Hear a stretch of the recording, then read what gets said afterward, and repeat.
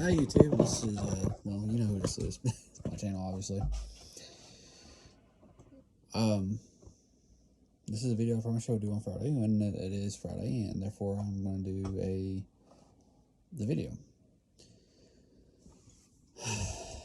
I just got off talking to a trade associate. That's the best way to put it, because of the fact that, that's all he does right now is we trade back and forth a little bit. He's making right on a deal, and I'm going to be in there. I'm going to be picking up. I'm going to, if everything works right, I'm going to be picking up another mystery vehicle. It actually runs and it actually drives. That's the positive. But it is definitely going to need help. It'll definitely need help on the everything department. If I remember correctly. But the only reason I'm taking it on a deal is because of the fact that the parts for them are pretty cheap. It is actually a 4x4 and very clean. I mean, not very clean. I'm reset. It is a 4x4.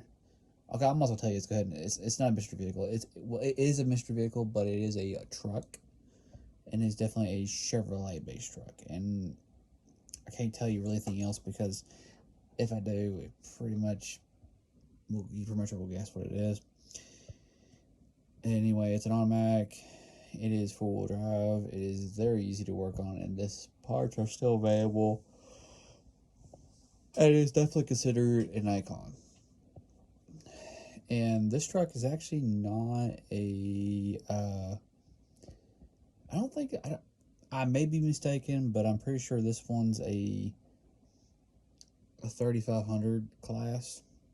Like I said, I'm not going to tell you what year it is, because I'll be giving away too much information. I'll tell you what I can tell you was used for. It's definitely a backlit truck. I'm gonna have to do some welding on the truck. I can tell you that right now.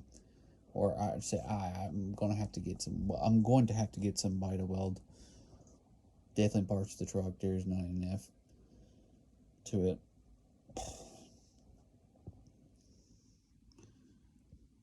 Definitely on the cab part. I'm going to tell you that right now. But it is definitely something I am very interested in, and definitely really cool. It's definitely a 350 motor. Now, that is not today's video topic, though. This is just a side note. We'll talk about these guys. This is just how the room looks, okay? In case somebody was wondering. We're going to talk about the 1996 truck. Well, I said in the last video that aired that I would talk about, would it be worth putting a vortec 5.7 stock block a stock block motor the motor would have came in that truck, or would it be worth putting an LS in it? Sorry guys, I'm a little tired. Been a long week. What happens when you work? But, or even if you don't work, honestly, you still get tired. It's either or, but definitely doesn't hurt when you definitely work. So, and for those who are wondering, I'm working on my Instacart, instant. I got it kind of set up. I'm waiting for them. It basically told me I have to wait until the office people basically confirm, and then boom, I can start pulling the card. Basically, it's in the motions. It's at the point where I have to wait on them, and once that gets approved, then I can start pulling wages. I mean, doing half every day if I wanted to, and that way I can keep the ball rolling on that part. Or worst case scenario, if I don't, then I still get a check, which will really suck. But I have a few people that's still interested in some parts, so I'm not really worried about it. Water is actually surprisingly the crap cheaper than sewer for some reason, and I don't understand why. But it could be because some of the bills. Anyway, I think I know why. but that's okay. I can, like I said, when I get paid, basically, I'm going to be reconnecting everything in basically my name, unfortunately. Paying everything on. Well, I'm going to pay this bills. Then next bills, I'm going to have I'm going to see what between the two of them, I'm going to see how much money I got left over and how much of a big hit I'm going to take by changing everything in my name. I'm going to have to change a few things in my name, like water and sewer is definitely going to be changing my name for $50. Anyway, back to the topic. vortec 57 and 96 truck or LS swap. Well, here's the thing. Depending on how quickly you want to put that truck on the road, that truck is going to need entire front suspension. Bear in mind, this truck's going to need entire front suspension replaced basically on it, which, you know, with a lot of stuff. Very cheap. You can still get it for about $600 to $800. Brand new, not used, and not no eBay specials. Legitly, they 1A Auto sells them parts for it, and a bunch of places similar to that are legit. Get parts vendors. They pick a lot of your Advance Autos and AutoZones and O'Reilly's. Some of them. Yes, they do have their own brands also in house. Don't get me wrong, but in general speaking, it's basically the same quality parts, more or less. So, is it worth it? On the vortec 57, if you want a stock block in the truck, you know, something that came factory with it, I could actually find one between $1,000 to $1,500. It's the mileage is going to have to be. You're not going to find one less than 150,000 miles. There's not going to be one that's going to be that low.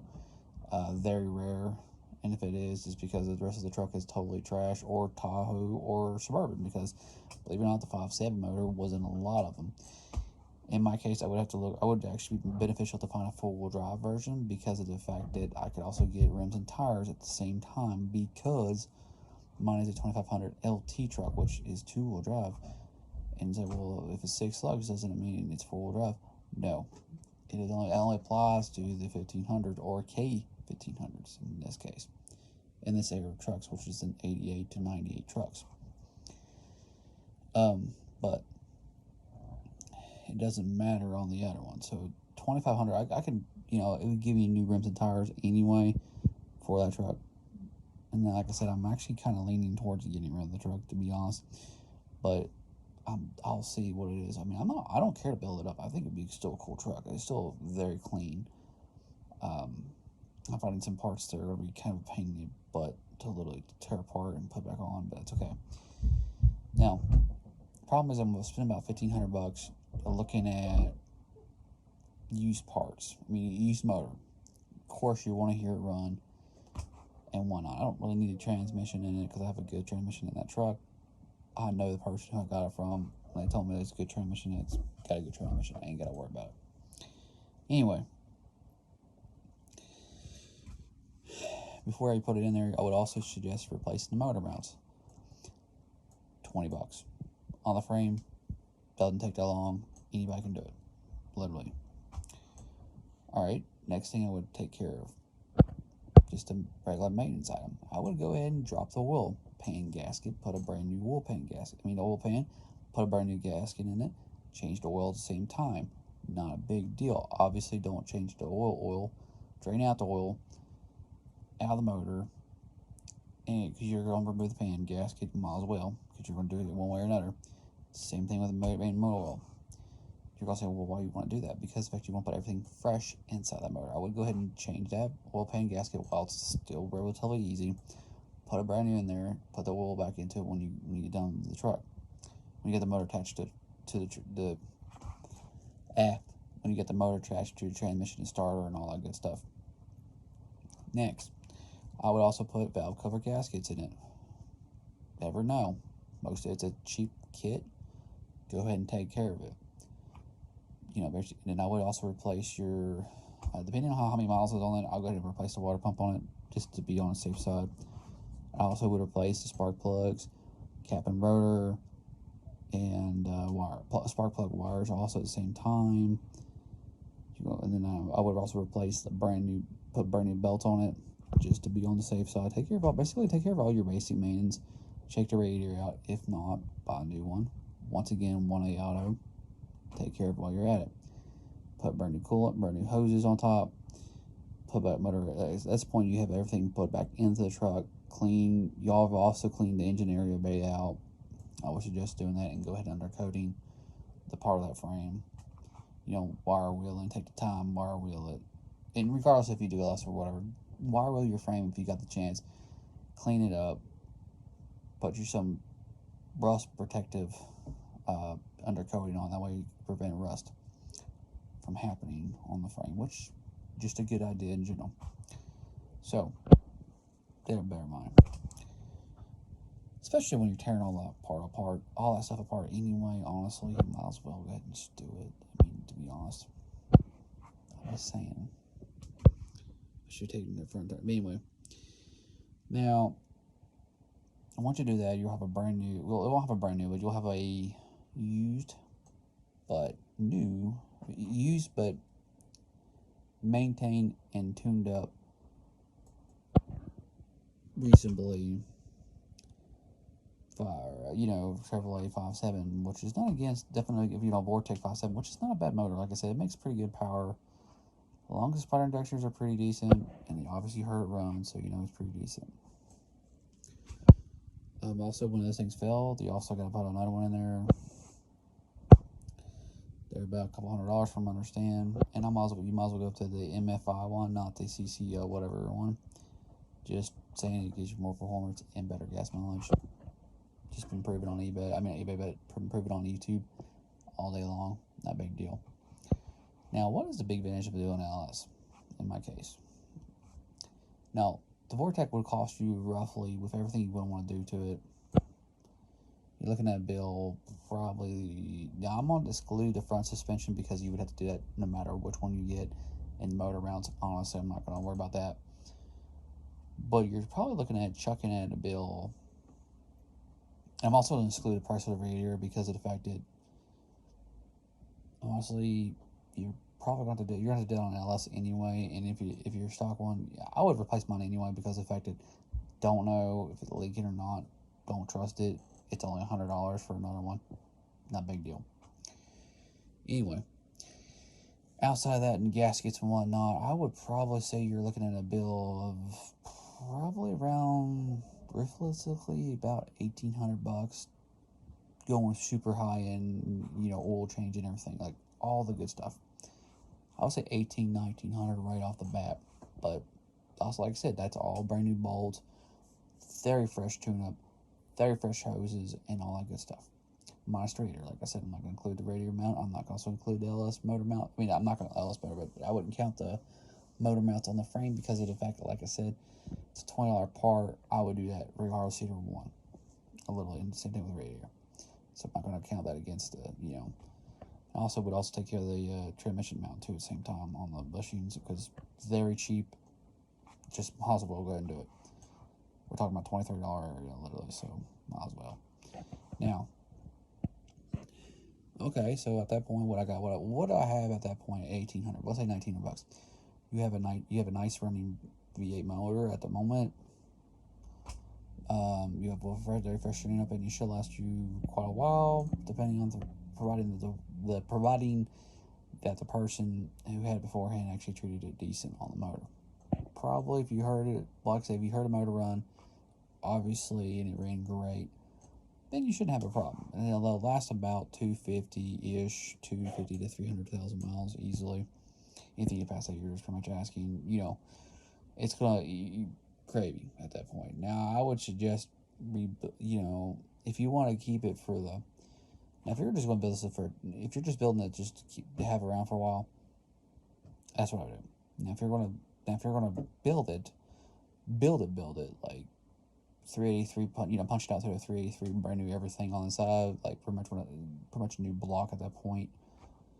Overhaul. Yeah, I would definitely, then you're talking, you're talking about a fresh 300,000 to go with.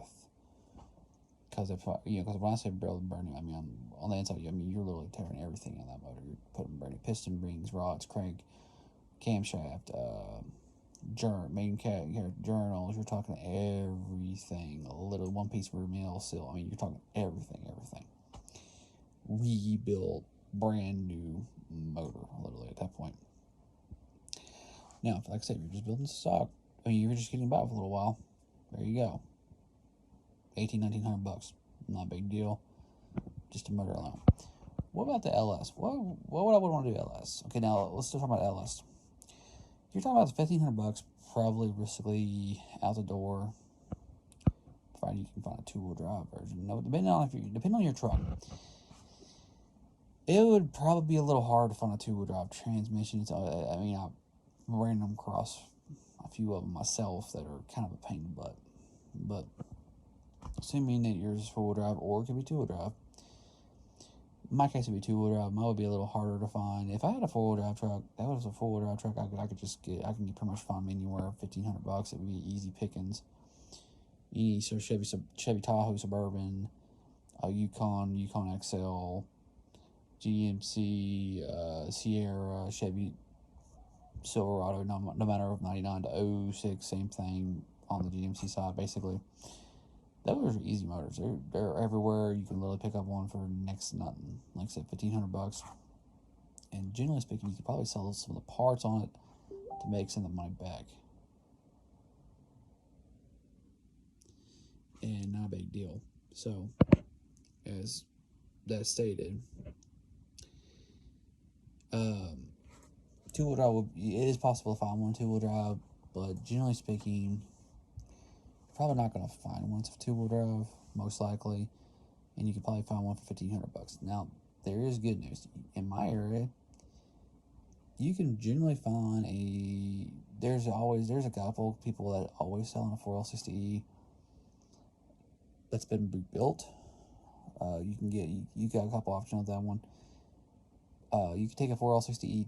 You can take one that's four-wheel drive, and generally speaking, somebody will trade you a four-wheel drive for two-wheel drive. Or you can have the input shaft changed out on telehousing on the end of it.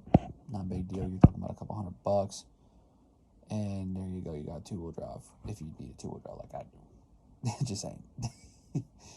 So anyway, why would you not make the original trans? Well, or I could use the original transmission in that truck. That's in my truck. It actually technically will hold the power. Same thing, pretty much.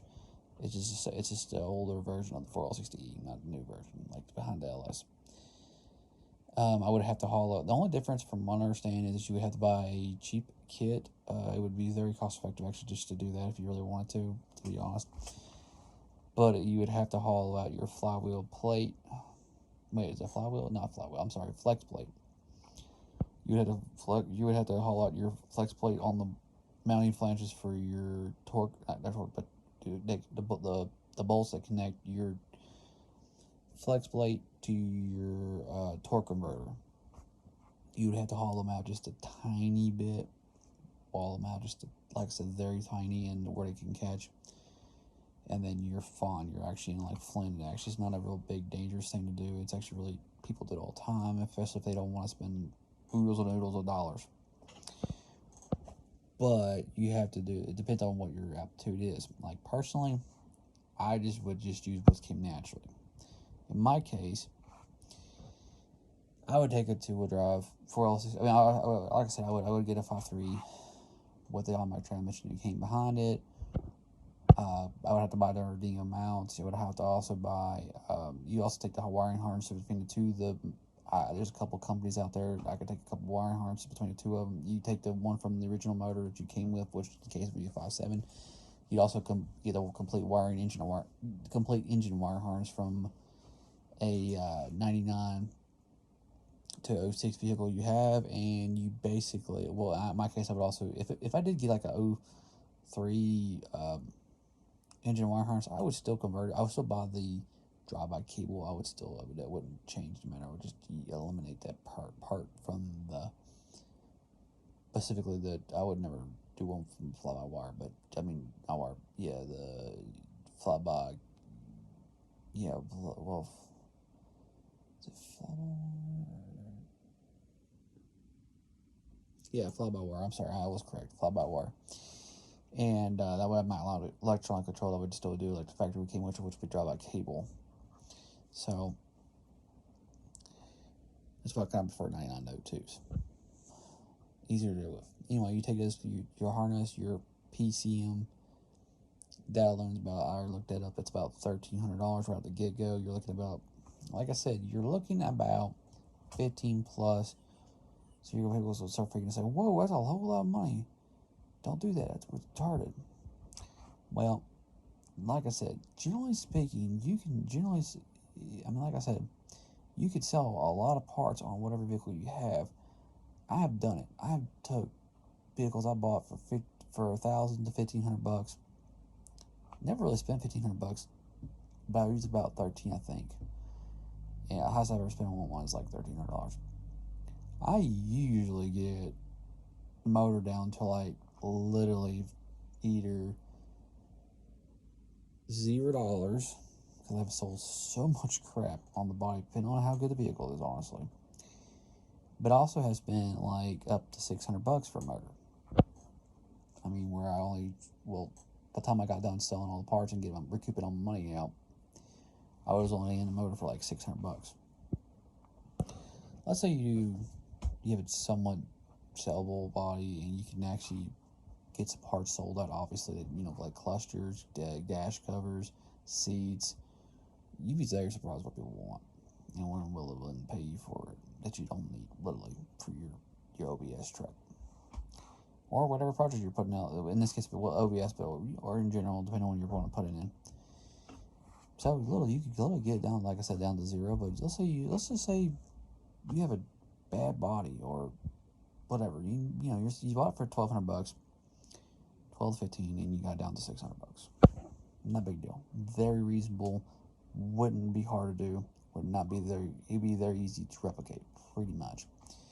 Okay, so there you go. You only spend about $1,200 doing what I said on the wiring harness with the PCM flash. And you would take the PCB and would also ship it to them to remove the VATs off the system. Or you could do the EFI Turner, but honestly, they'll just take care of it for you pretty easy. A lot of these companies will, and that way you can plug and play your harness, literally. Now, why would I want to send my harnesses from both vehicles? Because a lot of these companies that actually do this, along with the computer flashing, will make it basically a plug and play deal. That means you literally take your bulkhead connector that's on the outside of the engine firewall, which connects between the inner, which connects your inner inside your cab wiring, and then in your outside wiring, and you connect that basically through a bulkhead connector, sorry. And then pretty much where it works is they pretty much get a wire down to where you plug it in there. It looks like factory. It looks extremely like factory. Like it would have had no way to describe it. It looks like it should have been there, like literally. Like it would have been there. And you just basically plug your thing in and boom, that's what's called plug and play. You literally plug all the parts into it and it runs just fine. Your gauges work just fine. Every gauge works in your cluster. I mean, it's pretty much perfect. Except for, some of them have a problem with cruise control, which I don't really care about cruise control myself, personally. But some of them do have problems with cruise control. But they can also usually fix them pretty easy, too, on that part. But outside of that, pretty much bang on spot on. Like, now, when I say pretty much, when I say like all your gauge clusters, I mean your every single one of them. Your speedo, your tack, your temperature gauge, your oil pressure, your fuel sending, your fuel gauge. I mean, all the really important ones are taken care of, not a problem. And like I said, it looks like it should have been there from factory, like it came from that way from factory. But you're talking about, okay, so you're looking about $1,200 on that, and you like to see you got $600 into the thing. So right there's like $1,800 right out the get go. Plus, like I said, you're going to take your transmission. If you can't get somebody to trade you from that, you spend about, let's say you're into like you're talking about $300-400. Not a problem. Little easy peasy piece to do. Same transmission do good. You'll do it for like about $300-400. You're looking about, let's say I'm 18. Well, let's say you spend $7. You're $2,500 deep in this truck. At that point, you're also looking at $100 motor mounts. usually a oil pan gaskets are fine on that. I still recommend doing you know, if a motor ran great on that one, go ahead and leave it like it is. Do oil change on it, so you're looking at 26. Let's say $2,700 if your oil change, your belt is, and your hose and all that good stuff. You're gonna have at that point you would have a perfectly modern fuel injected vortec 5.7, not 5.7, but a 5.3 or 4.8 powerhouse motor. I mean, literally, be simple as hell. Now, you also gotta make fuel lines for them, but that's honestly not that expensive. It's like maybe $100, $200 if you do it really, if you go really fancy with it, but it's not bad. Depends on how long you want to keep your truck and how modern performance you want. And that's just leaving it stock. Now, obviously, you can, and those motors will last about 500,000 miles if you treat it very well. Or like I said, their 6-bolt mains are way better than factory OBS crap, as in a lot more power and easier to put more power into. Like put a cam upgrade, like a $300. Well, kit I'm looking at, it's like $650, but also replaces the water. It replaces a lot of it fixes it replaces a bunch of parts I need to get done on it, and it brings more power to the tires if it did that way. And plus, it gives you brand new gaskets for like water neck and all kinds of other stuff. So that's the big question. It's like how long do you want to keep the truck, and that's about it. Honestly, it's like how long you want to keep the truck. I mean, if you want, so is the vortec came in their factory better than is that the better choice than the LS? Just depends how much money you want to spend into it. Personally, I don't know yet. I mean, I kind of, like I said, I'm kind of seeing how this mystery vehicle works out. I'm not really going to be out a whole lot of money on this mystery vehicle, so because I spent the money already. Where I got, like I said, he's making up for what money I already spent in the past, so it's like one of those weird moments, if you will, which is not a bad thing. I'm just saying in general. Where he's already spent that much money on it, so that's what I'm kind of like. I already spent money on it, so I'm like, I was gonna get I'll be honest with you, I was gonna get a Camaro. The guy was gonna originally give me a Camaro for it, and he's like, hey, instead of dealing with a Camaro, hey, I got, well, mystery truck. Would you be happy to be in? And then we and him talked about it, and depending on how the outcome is, I'll have to see how much it's between the two of them, which one would cost more money. I'm like, no, I'm not gonna lie about it. I also got a guy that's kind of look at this truck, not the mystery truck, but this white truck, the 96, and I'm not gonna be bashful about it. If the guy offers if he pays me what I'm asking for, I mean, if he pays me what I'm asking for it potentially, because I have pay bills. I'm trying to play catch up, playing like hell. If I didn't, I wouldn't get rid of the truck, to be honest with you. It's like a really clean cab. So, I mean, it's a really clean cab. I don't have to necessarily do it. And I can get away with it. Just like I said, I'll just be playing out and catch up for a little while, which is not a big deal. Just a little bit of time. But like I said, I'm finding more and more. I'm finding a little bit of stuff I'm not really happy with the original owner had done to it, like way over tightening on the lug nuts, like beyond crazy over tightening. Like these guys really went to town on this lug nuts. So I'm kind of looking at going, what else is in store for me? But it's not a bad thing, though. It's a very good thing. I'm just saying in general. So I might end up selling it. Just depends on what the deal cost is. I mean, the deal cost, but in general, personally, I don't mind. Really don't. But I did promise y'all a video, and like I said, I'm gonna do a video. I know I'm rambling, but short version is on the answer to the question. LS versus the letter, basically it just depends on how much money you want to put in the truck, how long you want, basically how much you're willing to keep, how long you want to keep the truck. Now, most people, if you're not doing if you want to keep it forever, I mean, if you're not keep forever truck, but if you want to keep it for a very long time, I would suggest just do an LS, make it more modern. It'd be well worth the parts are a lot more available, and you can retain everything you want. It's gonna be way better in fuel economy and everything else. Literally, there's no reason not to LS swap it, to be honest. Unless you just want to keep it stock. I mean, it'll be a lot cheaper, but once again, your guy motor is going to last 300K. You're not going to find one hardly for less than 200,000. So it's kind of like a mixed bag.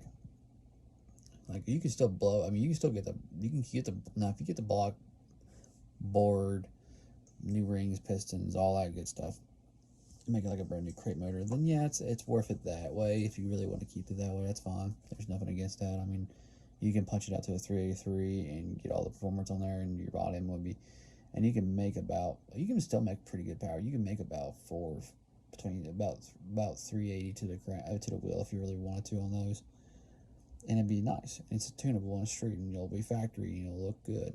There ain't nothing wrong with that. But like I said, the LS is a lot cheaper. You can get the same amount of power money for a lot less money.